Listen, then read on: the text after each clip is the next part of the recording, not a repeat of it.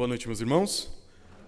Vamos abrir as nossas Bíblias em Apocalipse, como foi anunciado, capítulo 2, hoje dos versículos de 12 a 17, a carta aos pergamenses, ou a igreja de Pérgamo, como a gente está mais acostumado a ler.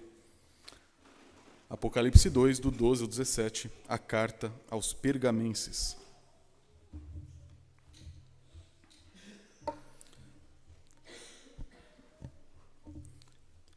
Assim nos diz a palavra do Senhor. Ao anjo da igreja em Pérgamo, escreva: Estas coisas diz aquele que tem a espada afiada de 2 gumes. Conheço o lugar onde você mora, que é o lugar onde está o trono de Satanás. Sei que você conserva o meu nome e não negou a fé que tem em mim, mesmo nos dias de Antipas, minha testemunha, meu fiel, que foi morto na cidade de vocês, aí onde Satanás habita. Tenho, porém, contra você algumas coisas. Estão aí em seu meio os que sustentam a doutrina de Balaão, o qual ensinava a Balaque a armar ciladas diante dos filhos de Israel, para que comessem coisas sacrificadas aos ídolos e praticassem a prostituição. Além disso, estão também aí em seu meio os que seguem a doutrina dos nicolaítas. Portanto, arrependa-se. Senão irei até aí sem demora e lutarei contra eles com a espada da minha boca. Quem tem ouvidos, ouça o que o Espírito diz às igrejas. Ao vencedor darei do maná escondido. Também lhe darei uma pedrinha branca, e sobre essa pedrinha um novo nome escrito, o qual ninguém conhece, exceto aquele que o recebe. Vamos orar ao nosso Deus. Senhor, fala conosco nesse momento, como o Senhor tem feito até aqui nesse momento de culto, de entrega, de adoração a Ti. Pedimos, Pai, que agora que estamos lendo a Tua Palavra, meditando nela, que o Senhor fale conosco de maneira poderosa, que aquela mensagem urgente aos ouvidos dos nossos irmãos do passado seja urgente e atendida também por nossos ouvidos hoje.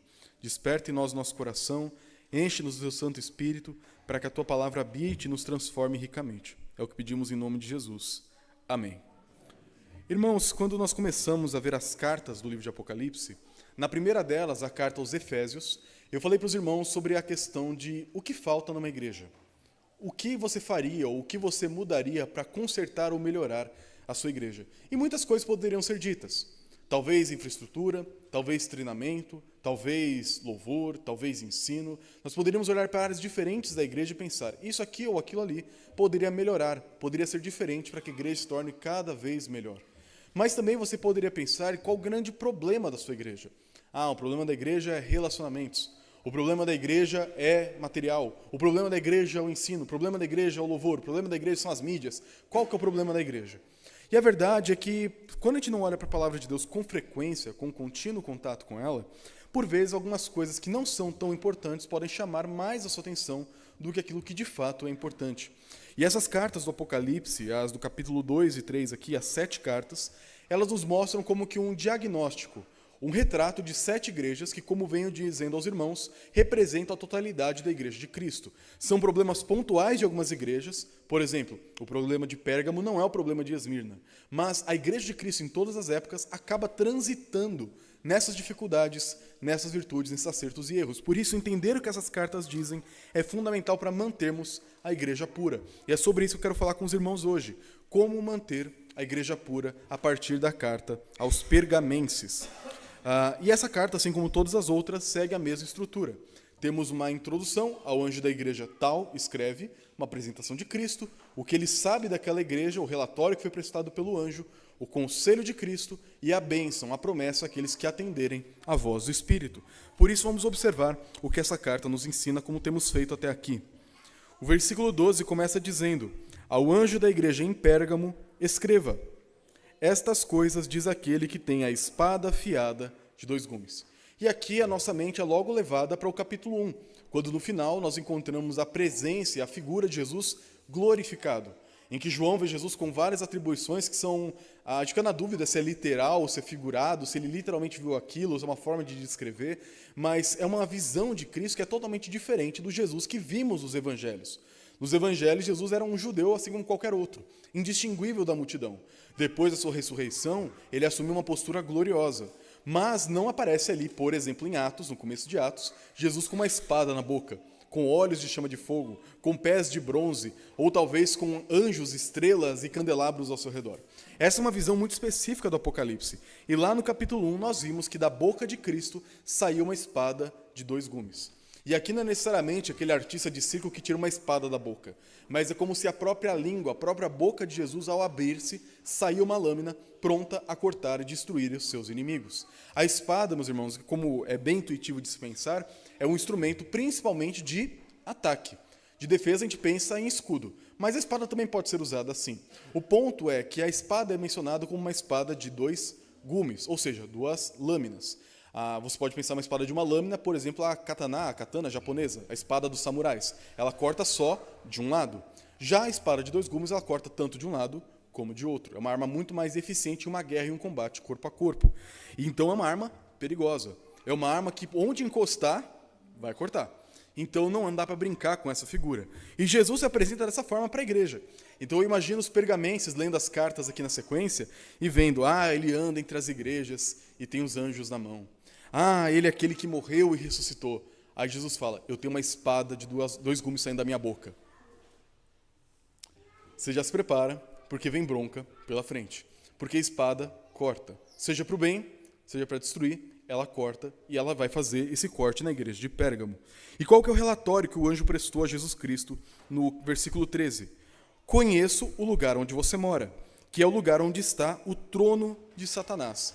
E aqui normalmente a gente já para e fica assim, como assim trono de Satanás? A primeira igreja satânica foi fundada em Pérgamo? E na verdade não. A primeira igreja satânica foi fundada lá em Gênesis 4 por Caim, quando fugiu de Deus e construiu uma cidade. Porque toda cidade, toda religião, todo sistema de pensamento que se opõe a Deus é igreja de Satanás. Toda instituição, governo, política, o que for, qualquer aglomerado de pessoas que promove uma visão de mundo contrária à palavra de Deus é igreja de Satanás. A cidade de Pérgamo, meus irmãos, ela era uma cidade muito rica. Ela, da onde, por exemplo, veio o nome Pergaminho, veio da cidade de Pérgamo, porque era a principal produtora de pergaminho. Tirando a grande biblioteca de Alexandria, aquela que foi queimada, infelizmente perdemos tudo que havia nela, meu sonho de pudesse dar uma coisa na história era mudar o incêndio da biblioteca de Alexandria, talvez. Eu adoraria saber o que tinha naquela biblioteca. Mas tirando essa grande biblioteca em Alexandria, no Egito, a segunda maior biblioteca da antiguidade era em Pérgamo, a produtora de pergaminhos. Era uma cidade muito rica, muito próspera, e lá nós tínhamos algumas características que mostravam para nós esse trono de Satanás. Primeiro, era a principal cidade das 7 que promovia o culto ao imperador. Das 7, ali era o lugar mais forte em que o imperador era adorado como um deus, que o Estado romano era adorado como a pax de Deus, a paz de Deus sobre a terra. Além disso, lá nós também tínhamos a adoração muito forte ao deus Esculápio. Rodrigo, você consegue colocar para a gente? Só para facilitar, tanto Deus, né, na cultura romana, esse é o deus Esculápio. Se você reparar bem, ele tem um cajado com uma serpente enrolada do lado. E essa serpente é o símbolo da medicina até hoje, porque esse era o deus da cura na cultura romana, o deus Esculápio ou Asclépio, dependendo de se é grego ou romana a cultura que você está olhando. Mas nesse caso é o Esculápio. Então, aqui no cajado dele nós temos uma serpente, que no livro do Apocalipse, lá no capítulo 12, vai dizer que o dragão é a antiga serpente, aquela de Gênesis 3.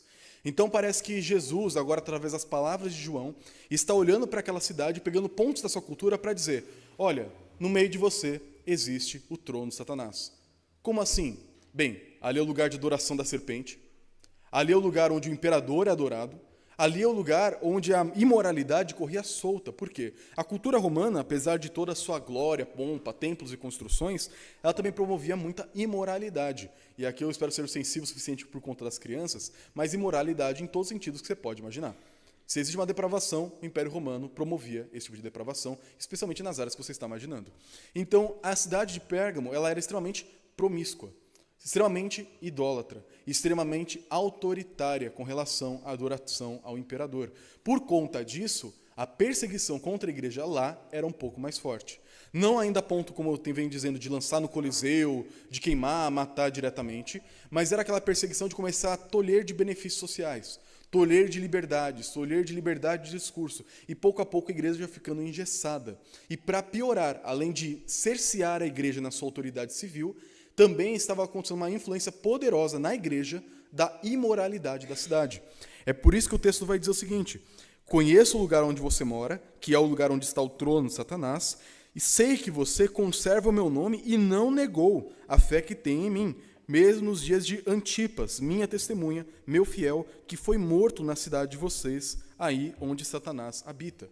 E nós sabemos pouca coisa sobre o Antipas, mas sabemos que certamente ele era um mártir, alguém que literalmente morreu pela sua fé. E é outro ponto que reforça aquela ideia de que nessa época ainda não era aquela perseguição do Coliseu, de sair matando o cristão e a torta direito, porque ele é a exceção. Ele se tornou aquele ponto fora da curva do extremo da perseguição de Roma, que séculos depois vai ficar cada vez mais forte. O que nós encontramos aqui é um Antipas, um homem que, assim como aquela igreja, não estava disposto a abrir mão de seus valores, não abrir mão de seus princípios. Vai ter adoração ao imperador? Não vou. Vai ter um sacrifício? Não participo.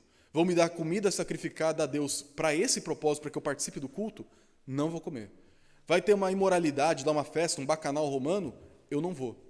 E essa postura de resistência à influência externa foi que ele possivelmente, ao que tudo indica no texto, levou o Antipas a ser morto. Existe uma história que circula no cristianismo primitivo de que talvez a maneira pela qual ele foi morto seria ser colocado dentro de um grande touro de bronze, oco por dentro, com uma fogueira embaixo da barriga do touro. Então abria ele como se fosse uma jaula, jogava o homem dentro, fechava e começava a colocar fogo embaixo, e o touro ia pegando fogo, e a pessoa queimava viva dentro do touro. E com o requinte de crueldade, se essa história for verdadeira, há um certo debate se ela é verdadeira ou não, é que o único furo desse touro estava nos narizes, nas narinas do touro. Por quê? Os gritos da pessoa dentro ecoariam e sairia pelo nariz, como se fosse o touro mugindo. A gente não sabe até que ponto essa história é verdadeira, não sabemos até que ponto ela é uma invenção da igreja ou como isso funciona, mas não é difícil imaginar o sofrimento que Antipas passou. Porque ele foi fiel até a morte, e como diria a carta aos Esmirnenses, ele recebeu a coroa da vida. Ele se tornou um exemplo para aquela igreja. Não sabemos se ele era um pastor, se ele era um diácono, o que ele era na igreja, mas certamente se tornou um exemplo. Porque ele, assim como grande parte da igreja, não abria mão de seus princípios e não se contaminava com o mundo. Não estava disposto a negociar nada para permitir o ataque de Roma contra eles. Porém, o que criticar numa igreja tão resistente? Uma igreja que tem um mártir. Nós aqui não temos um mártir. Já pensou se fosse a gente? Olha, lembra do presbítero tal, a gente mencionou até agora há pouco, não foi martirizado, mas lembra do presbítero tal que morreu por conta da fé. Isso seria até motivo de orgulho para a gente. Nós somos a igreja dos mártires, a igreja que prefere morrer do que negociar princípios. O que dizer para uma igreja como essa? Olha o versículo 14. Tenho contra você algumas coisas. Diferente dos Efésios, que era uma única coisa que tem algumas coisas. E eu imagino a surpresa da igreja. Como assim? A gente não está resistindo até a morte? O Antipas não deu prova da nossa fidelidade? O que mais o Senhor quer de nós? E olha a crítica de Jesus. Tenho, porém, contra você algumas coisas. Estão aí em seu meio os que sustentam a doutrina de Balaão. E mais para frente, no final do versículo, vai dizer, e também no seu meio os que seguem a doutrina dos nicolaítas. Na verdade, no final do versículo 15. Qual que era o problema da igreja de Pérgamo? Doutrina. Estranho, né? Porque a primeira igreja, o problema era a falta de amor para com Deus, de vida devocional, vida de ardência para com o Senhor. O problema da segunda igreja de Esmirna não era problema deles, era problema do mundo. E aí o conselho é, fiquem firmes até a morte, porque vocês estão no caminho certo. Agora a terceira igreja, a que parece ter chegado ao ponto mais alto de sacrifício por amor a Cristo, Jesus fala, o seu problema é a doutrina. E talvez a gente olharia para isso assim, Jesus, doutrina? Sabe? Não tem nada mais importante do que doutrina, verdades teológicas para chamar a atenção de uma igreja que chegou a esse ponto de morrer por causa da fidelidade. E a verdade é que para Jesus doutrina importa e importa muito. Porque o que é doutrina? Quando a gente fala doutrina hoje em dia no Brasil, é importante explicar, porque no meio evangélico popular, doutrina normalmente é costume. Então assim, qual que é a doutrina da sua igreja? O que alguns querem dizer com isso? Lá a mulher pode usar calça, pode usar saia, pode cortar o cabelo, pode usar brinco, pode ter piercing, tatuagem, o homem pode fazer a barba, pode ter ou não ter. Isso em muitas igrejas, muito mais, com todo respeito, um pouco mais simples, com pouco entendimento, pouca formação teológica, isso que é entendido como doutrina. São os usos e costumes da igreja. Na minha igreja tem a seguinte doutrina, mulher não senta junto com o homem, mulher senta de um lado, homem senta do outro. Na minha igreja tem a seguinte doutrina, não pode fazer isso ou aquilo. Na Bíblia não é isso que a gente quer dizer com doutrinas. Poderia ser chamado de tradição, talvez. Toda igreja tem costumes. Mas o que a Bíblia quer dizer com doutrina são verdades sobre quem é Deus. Verdades que partem da palavra de Deus. Ou seja, eles estavam com problemas com relação ao que a Bíblia diz sobre alguns assuntos. E quais são esses assuntos que aquela igreja tinha problemas teológicos, problemas de doutrina? E eu quero que você perceba nessa mensagem que para manter a igreja pura, a gente tem que tratar de doutrina. Não adianta morrer na fogueira por Jesus, não menosprezando o sacrifício de Antipas, porque ele é honrado por Cristo aqui, mas não adianta você querer fazer grandes atos externos se você não tem boa doutrina. E também, obviamente, não adianta ter boa doutrina se não há sacrifício e vida por Jesus. Mas eu quero te mostrar a importância da teologia, a importância da doutrina aqui nesse texto. O versículo 14 vai dizer o seguinte: tenho, porém, contra você algumas coisas. Eis que estão aí no seu meio os que sustentam a doutrina de Balaão, o qual ensinava Balaque a armar ciladas diante dos filhos de Israel, para que comessem das coisas sacrificadas aos ídolos e praticassem a prostituição. Além disso, também estão aí em seu meio os que seguem a doutrina dos nicolaítas. Como mencionei na carta aos Efésios, não sabemos ainda com toda certeza quem eram esses nicolaítas. Uma hipótese é de que eles são seguidores de um diácono da igreja primitiva. Lembram lá em Atos 6, que tem a lista dos diáconos?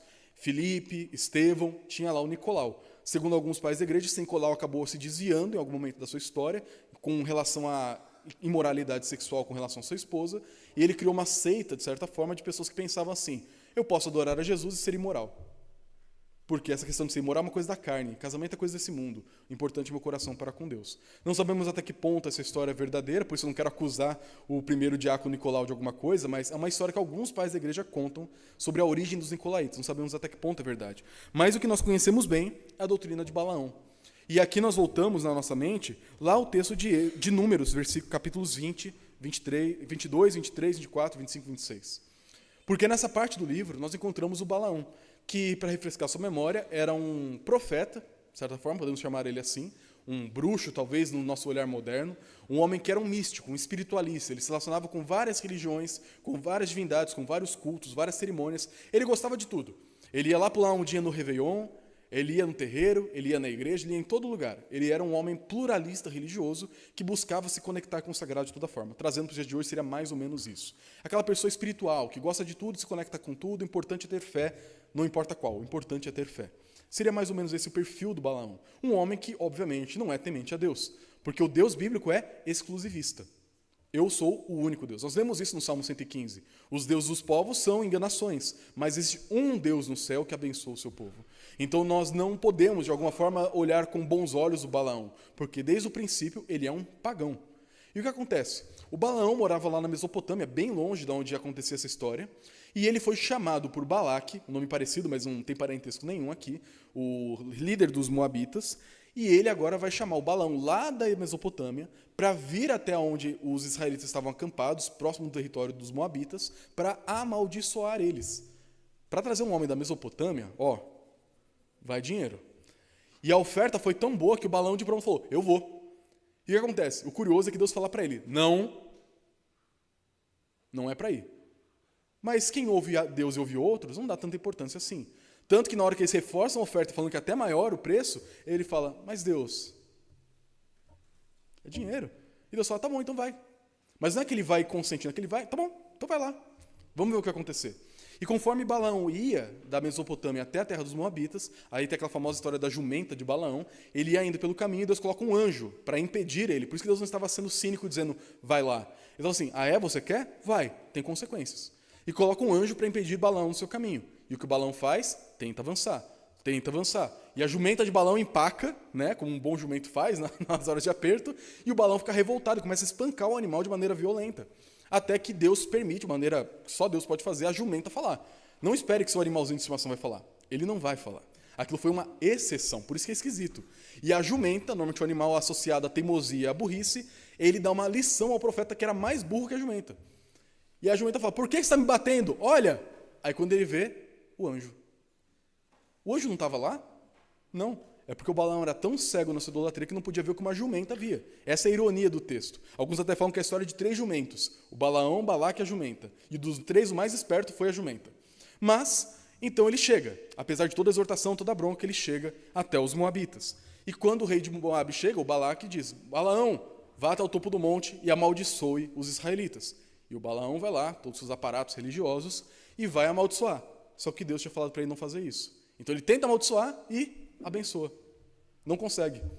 Aí o Balaque fica doido. Eu te chamei de longe, eu te paguei para quê? Não é para amaldiçoar? Aí ele: não, mas não dá. Deus falou que não pode fazer isso. Não, mas eu estou te pagando. Só estou te pagando para fazer. Então tá bom, vamos lá. Aí vai de novo, tenta amaldiçoar de novo e abençoa. E o Balaque, Balaão, eu estou te pagando para fazer isso. Ele fala, não dá, Deus falou que não pode amaldiçoar, então eu não posso amaldiçoar. Não, mas eu estou te pagando, vai lá de novo. Aí na terceira vez ele tenta abençoar, tenta amaldiçoar e abençoa de novo. Aí o Balaque fica doido. Mas que porcaria. E o Balaão fala, não dá. Como diria, traduzindo do dia de hoje, não pega macumba em crente. Não tem mal olhado que pega em crente, não tem olho gordo que pega em crente, não tem nada que pega em crente. Por quê? Deus é maior que qualquer misticismo, superstição, divindade, religião nesse mundo. Nada disso pode pegar num cristão. Por isso não tem que ter medo de trabalho que fazem contra você. Eu vou fazer um trabalho contra você. Ih, pode mandar a cambada toda. Não faz nada não, tá? Não precisa ter medo disso. Pode dormir tranquilo essa noite que você não tem corpo fechado. Você tem o Espírito Santo que é maior que qualquer coisa nesse mundo. Você não precisa ter medo desse tipo de coisa. Então, os israelitas são abençoados por um pagão. Não pela característica própria do pagão, mas Deus abençoa através dele, humilhando Balaque, Balaão e honrando o seu povo. E se parasse por aqui, seria uma maravilha a história. Mas o Balaão vai receber o seu dinheiro. E como que ele faz para receber? Já que não dá para amaldiçoar com palavras, já que não dá para amaldiçoar com rituais, vamos atacar onde todo mundo cai, na sexualidade. E o que o Balaão faz, fica nas entrelinhas do texto, mas a Bíblia inteira corrobora essa história. O Balaão, ele volta, conversa com o Balaque e faz a seguinte estratégia, adaptando para a gente entender. Faz o seguinte, já que não dá para a gente jogar uma coisa sobre eles, vamos fazer eles caírem por eles mesmos. Então pegue as moças mais bonitas, promíscuas aqui da nossa cidade e botem elas da maneira mais indecente e provocativa para seduzir os israelitas. Manda elas lá, porque não tinha muros onde os israelitas estavam em campo aberto. Então elas poderiam talvez entrar lá, como se fossem comerciantes, inocentemente, querendo vender seus produtos, com decotes avantajados, roupas curtas, transparentes, seja lá o que for, se insinuando e provocando os homens israelitas a caírem na imoralidade. E o que acontece? Dito e feito, caem. E não cai um ou dois. O povo, quase que generalizado, começa a cair na imoralidade. Claro que não todos, mas grande parte do povo cai na imoralidade. Além disso, eles começam a oferecer alimentos sacrificados a ídolos. E o que acontece? Os israelitas, que sabem que o alimento por si só não é nada demais, comem sem nenhuma distinção, sem nenhum receio, sem nenhuma oração, simplesmente consomem de maneira banalizada. E o que acontece? Deus manda uma praga que começa a matar os israelitas. Mas a culpa não é dos moabitas? A culpa não é das meninas lá de Moabe? A culpa não é dos sacerdotes que sacrificam carne para os ídolos? Também. Mas Deus disciplina e corrige a todos quanto Ele ama. Ele traz uma praga sobre o acampamento dos israelitas que só acaba quando Finéias, o filho mais novo de Abraão, pega uma lança, entra numa tenda onde estava um homem com uma moabita juntos ali na cama e faz espetinho os dois. Mata os dois numa lança só, atravessando os dois e fincando os dois no chão. Sim, o Antigo Testamento é meio brutal às vezes. Mas é essa brutalidade e zelo de Finéias que garantiu que o povo parasse e voltasse para o Senhor. Uma lança foi utilizada para parar uma praga. E nesse momento, a doutrina de Balaão venceu. Pelo menos a perspectiva deles. Não com maldição, não com mal olhado com rituais, mas com estratégias carnais que pegam onde a gente é mais fraco. Tem um autor que eu gosto muito, Paul Tripp, que ele tem um livro chamado Sexo e Dinheiro, que ele vai mostrar poder também, poder, sexo e dinheiro. As três coisas que mais derrubam seres humanos na Bíblia, na história e no mundo. E a verdade é essa. A gente, quando vai fazer talvez até nossa oração aqui em público de confissão, dificilmente a gente fala de moralidade sexual. Nós temos um certo pudor de não falar isso publicamente, porque, afinal de contas, temos crianças no nosso meio, e o que pensarão de mim se eu pedir perdão por imoralidade, por cobiça ou luxúria no meu coração? Mas a verdade é que Deus sabe que você peca nisso. A Bíblia mostra que a sexualidade é a área onde as pessoas mais caem, junto com a ambição pelo poder e junto com o desejo desenfreado pelo dinheiro. Eu falo para os adolescentes quando converso com eles em igrejas que eu vou e aqui também. Eu não preciso adivinhar que você vê pornografia. Eu tenho certeza que você, menino, vê pornografia. Você pode não ver com frequência, você pode não ver sempre. Graças a Deus por isso. Mas eu sei que provavelmente você, homem jovem, até adultos, a maior parte de vocês provavelmente já lutou ou luta contra pornografia. Porque nunca foi tão fácil. Você não tem mais que ir na banca de jornal escondido e roubar uma fita cassete. Hoje em dia, em 3 cliques no celular, você vê a coisa mais grotesca que esse mundo pode oferecer. E ninguém vai saber. É a guia anônima, é aquela aba indiscreta. É muito fácil. Muito, muito fácil. E ninguém vai ver. Ninguém vai cobrar. Sua esposa não vai adivinhar, ninguém vai ver. Talvez um hacker, a gente até fica meio, será que um hacker vai descobrir o que eu vi aqui? Mas possivelmente nem isso vai acontecer. Mas Deus vê. E a gente esquece disso. E a imoralidade não afeta só os homens, não. É claro que a gente, quando pensa em moralidade, logo pensa nos homens, mas as mulheres também são muito afetadas hoje em dia. Tem várias mulheres que são viciadas em pornografia. Em relacionamentos fluidos. Toda hora está com alguém diferente, toda noite com alguém diferente. E isso derruba crentes. E derrubou muitos no passado. Basta você lembrar de grandes pregadores do passado que depois de que morrem descobrem escândalos de abusos sexuais que aconteceram. Acontece. E muita gente encobre, mas um dia vem a luz. Esse texto mostra, o Balaão não conseguiu amaldiçoar, mas ele conseguiu colocar pedra de tropeço, através de, olha a mocinha passando, olha a comida fácil, olha a proposta, olha isso, olha aquilo. E pouco a pouco o povo se contaminou e se entregou à imoralidade.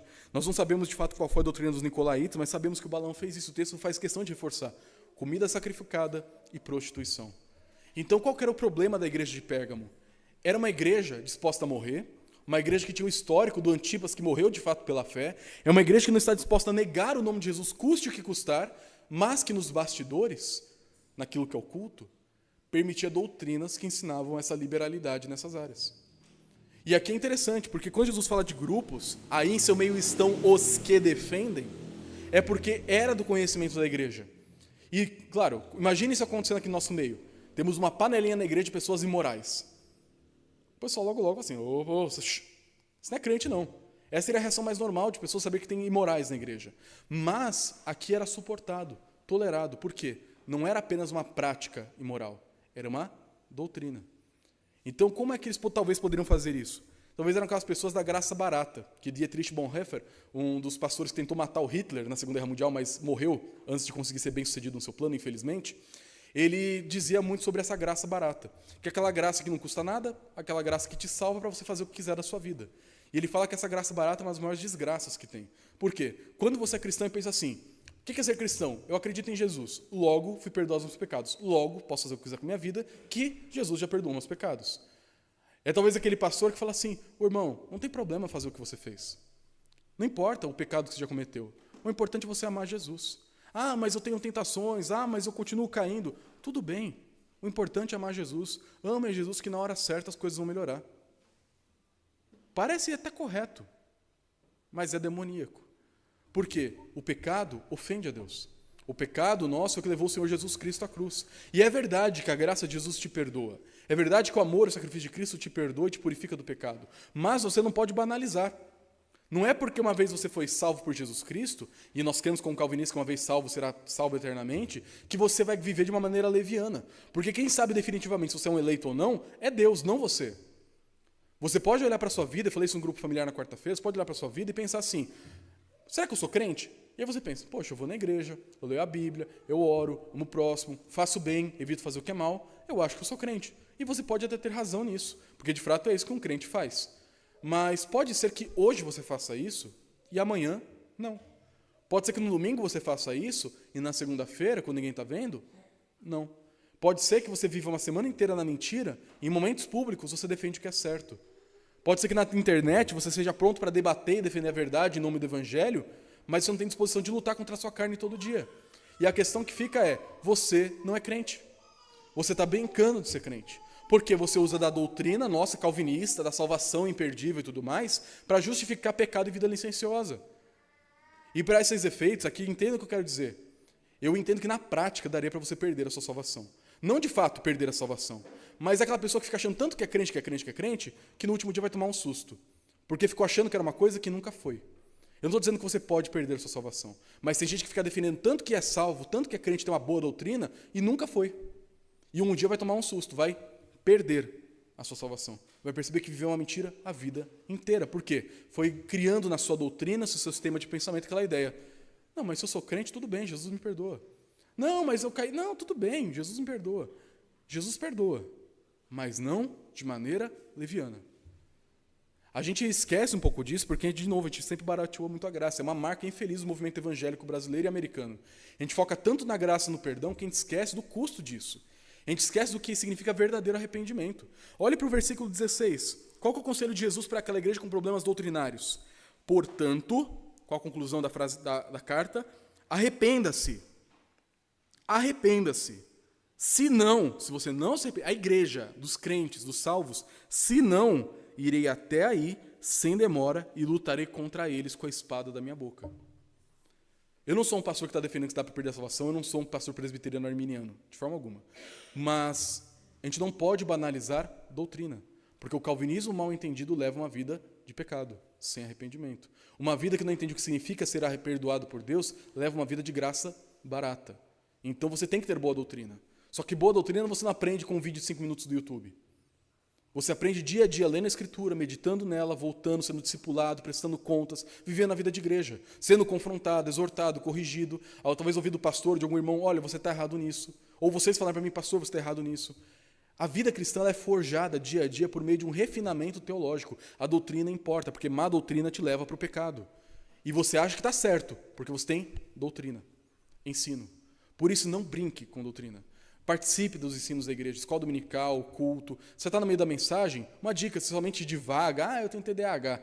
Pega uma folha de papel, uma caneta e vai anotando as ideias, o que você está aprendendo, o que está no texto. Não deixe perder a oportunidade de aprender a palavra de Deus com fidelidade, porque na hora que você aprende superficialmente, você não vive profundamente. Na hora que você tem uma doutrina rápida, de fácil definição, você talvez não tenha uma vida de profunda devoção. É muito fácil falar, eu creio na Trindade, Deus Pai, Filho e Espírito Santo, um só Deus, uma única essência, 3 naturezas, 3 pessoas. Está certo. E daí? Você adora o Deus Trino? Santo, santo, santo? Adora Ele todo dia? Do que adianta saber o concílio de Calcedônia, o concílio de Nicéia, o concílio de Éfeso? Do que adianta? Não, eu creio no supralapsarianismo. Deus decreta antes da queda, o decreto soberano. Parabéns. Você ama o próximo? Você luta contra a carne? Não, eu acredito no pré-milenismo, pós-milenismo, amilenismo, o supra... Não interessa a sua teologia nesse sentido. Se ela não demonstrar uma vida de pureza, santidade, pouco importa. É porcaria. Eu sou professor de teologia. Eu amo teologia. Eu amo doutrina. Na minha casa, pode perguntar para a Maísa, tem mais de 5.000 livros lá. Eu tenho mais livro que eu uso do que roupa que me serve hoje em dia. Porque a barriga também cresceu um pouco, é verdade. Mas eu amo teologia. Eu vou ser talvez a última pessoa do mundo a falar assim, teologia não importa. Não estude teologia, o importante é ser crente. Mas perceba, eu, tendo trocentos livros lá, dando aula de teologia, sendo pastor de igreja, eu posso cair. Quem me garante que ano que vem eu não vou estar aqui fiel ao Senhor? Quem me garante que você hoje, que acha que é crente, não vai estar aqui fiel ao Senhor? Por quê? A gente não tem profundidade doutrinária. A gente crê em doutrina no sentido de, tipo assim, o que é predestinação? É isso. E você não entende como aquilo se aplica à sua vida. Uma boa pergunta que eu aprendi no seminário a fazer durante o sermão, fazer na hora do estudo é, e daí? Você está aprendendo uma doutrina, aí você pergunta assim, e daí? O que isso muda a minha vida? E essa resposta que você tem que buscar. Você tem que ter a doutrina, a verdade expressa, declarada e correta, mas a prática decorrente dela correta também. Por isso não fique sendo um guloso teológico, que aprender tudo, maratonar todos os vídeos, podcasts, argumentos, apologética e tudo mais. Do que adianta ter isso se você não tem 5 minutos de oração por dia? Não é um ou outro, mas este é fácil de enganar, o outro não. Uma pessoa que você conhece que não tem muita teologia, mas tem muita vida cristã, você não duvida em nenhum momento da fé da pessoa. Aquela senhorinha analfabeta que já leu a Bíblia 50 vezes. Você nunca vai duvidar da fé daquela pessoa porque ela não sabe articular a doutrina da Trindade em termos corretos. Mas aquele pastor, aquele teólogo, aquele jovem que fica o dia inteiro na internet em debate, você pode duvidar, porque às vezes não tem nem 5 minutos de oração na vida. Não tem mortificação do pecado. Não tem progresso na vida espiritual. Você fala assim, que pecados você venceu do último ano para cá? Era para vencer? Que lutas você já passou na vida cristã e agora tem novos desafios de maturidade? Talvez você tenha essa reação agora. Eu nunca pensei nisso. Por quê? A gente não entende o que é uma vida de santidade decorrente de uma boa doutrina. Por isso, irmãos, essa bronca para uma igreja que estava disposta a morrer e sofrer é para nós. A Igreja Presbiteriana do Brasil é conhecida pela sua doutrina. Estamos no mês de aniversário da Igreja Presbiteriana. É a igreja conhecida pelo ensino fiel, pelo sermão expositivo, pela mensagem pregada, versículo a versículo. E eu amo isso. Espero morrer defendendo isso. Mas do que adianta se não redunda em uma vida de santidade? Por isso, a palavra de Jesus é, arrependa-se. Se dão aquela espada, o evangelho poderoso dele que é para derrotar o inimigo, vai derrotar você. Vai derrotar a mim. E Jesus não brinca com as ameaças que ele faz. Então, tenho por pai Abraão, é o que os judeus diziam. A gente fala, tenho por doutrina calvinismo. Do que adianta se não tem vida de santidade? Por isso, ame doutrina, leia bons livros, faça curso, se aprofunde, busque viver o máximo que você puder disso na igreja. Isso é fundamental. Mas não espere que isso substitua uma vida de santidade. Qual o conselho de Jesus? Qual é, na verdade, a promessa de Jesus para terminarmos aqui o nosso texto? Versículo 17.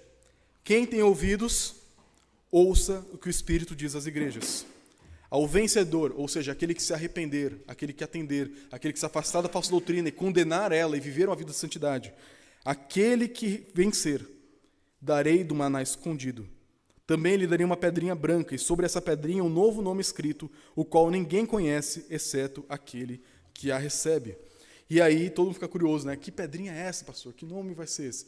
E a verdade é que os melhores comentaristas, eu estava lendo um hoje, revisando para o sermão, ele fala que tem 8 possibilidades diferentes. Ou seja, não é fácil. Eu vou trazer aqui uma possibilidade que eu acho que é a mais provável, à luz de tudo que eu já estudei sobre o assunto. Mas o que nós temos aqui é assim, primeiro, do que adianta saber do que é a pedrinha se você não tem santidade, certo? É para o vencedor.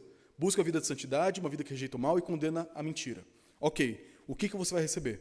Em primeiro lugar, o maná escondido. O maná era aquele pão que caía do céu na época de Números, da época de Balaão. O que esse pão representava? O sustento espiritual de Deus.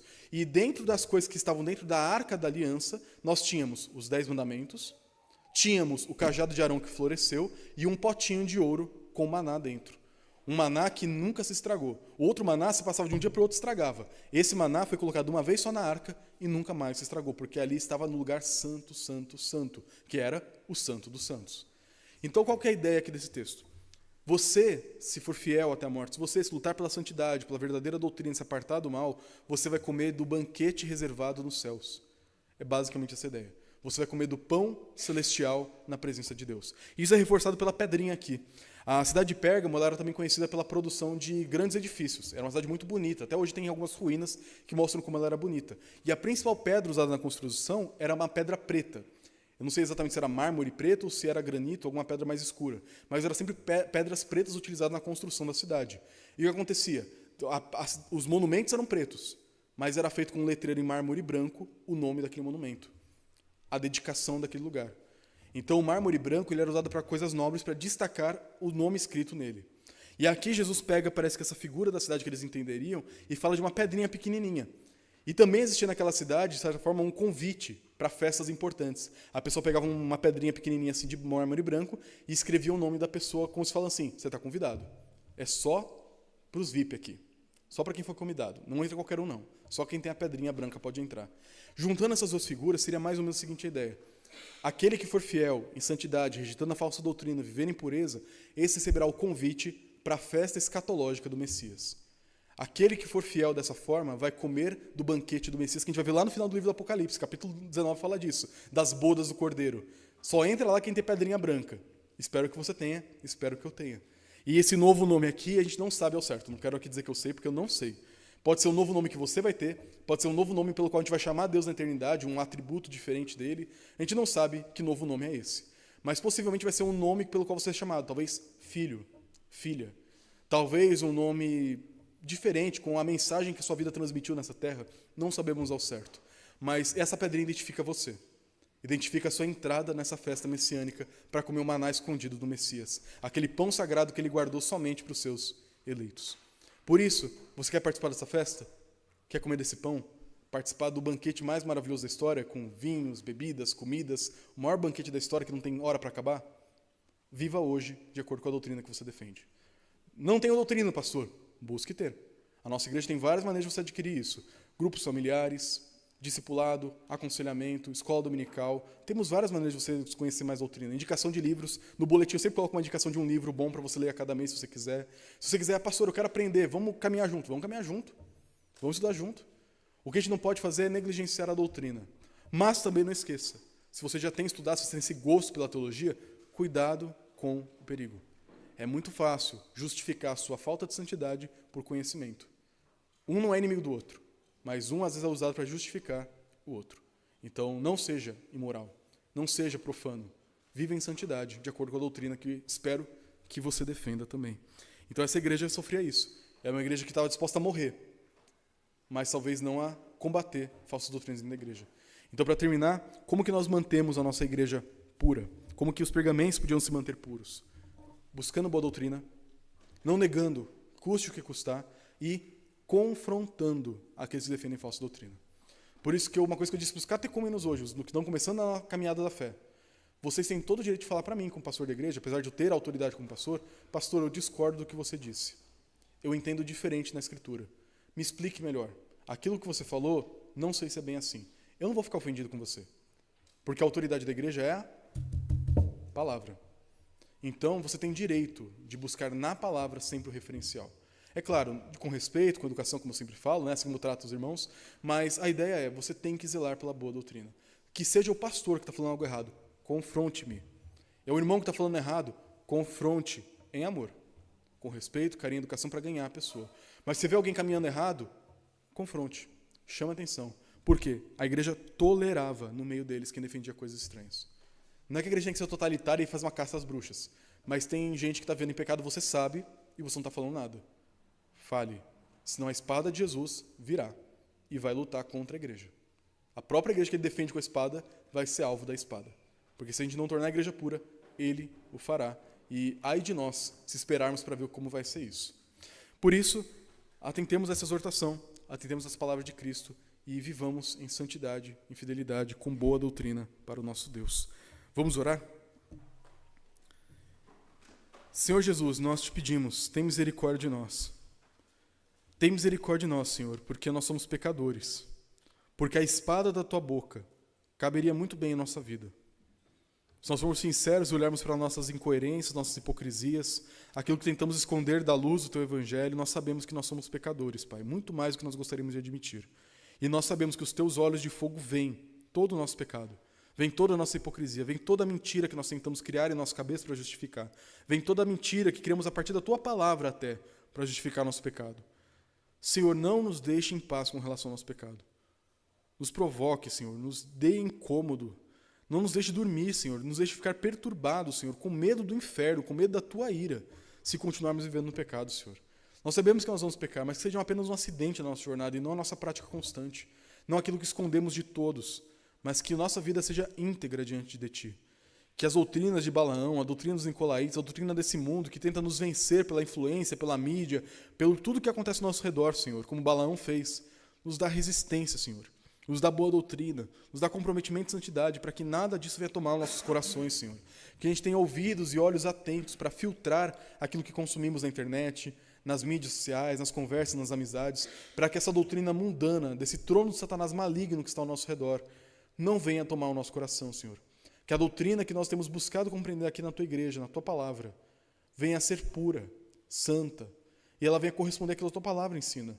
E nos ajuda, Senhor, a viver de acordo com aquilo que cremos, a não sermos hipócritas, incoerentes, pessoas com grandes mentes e pouco coração, pouco joelho no chão, Senhor.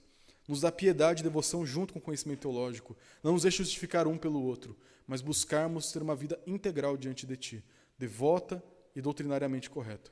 É o que nós pedimos, Senhor. Nos ajuda aqui como igreja. Ajuda cada um particularmente naquilo que é mais desafiador para si, nessa luta contra os erros da igreja de Pérgamo. Nos ajuda, Senhor. É o que nós pedimos em nome de Jesus. Amém.